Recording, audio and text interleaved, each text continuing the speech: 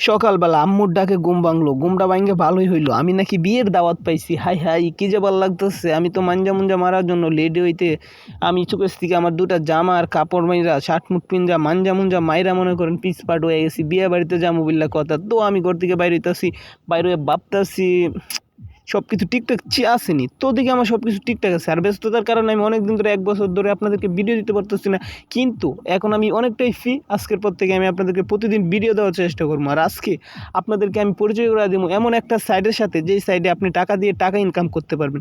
এই সাইটটা 100% লিয়াল একটা ওয়েবসাইট, আপনারা চাইলে এই জায়গায় কাজ করতে পারেন। আমি নিজেও কাজ করি।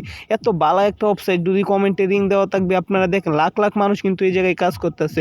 হতাশ হওয়ার কিছু নাই, কমেন্টে লিঙ্ক দেওয়া থাকবে, আপনারা যারা কাজ করতে চান আমার সাথে যোগাযোগ করবেন।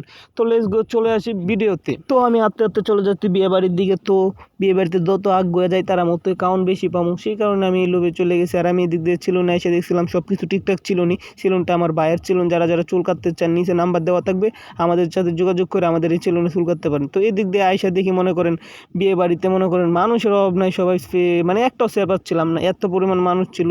তারপর আর কী করবো, কষ্ট মষ্ট করে যেমন হোক একটা চেয়ারে আমি কষ্ট করে বসে গেছি। যা আল্লাহ ভরসা, খাওয়ার আগে মায়ের পিছে কথায় আছে না বাঙালি, খাওয়ার আগে মায়ের পিছে। এই যে ওই যে আমার পিছনে পুজো দেখতেছেন, পুজোরে এখন মনাজাত পড়াইবো, পড়ানোর পরে সবাই কাউন্ট মন দিব। তো আমি আর দেরি করবো কিসের জন্য।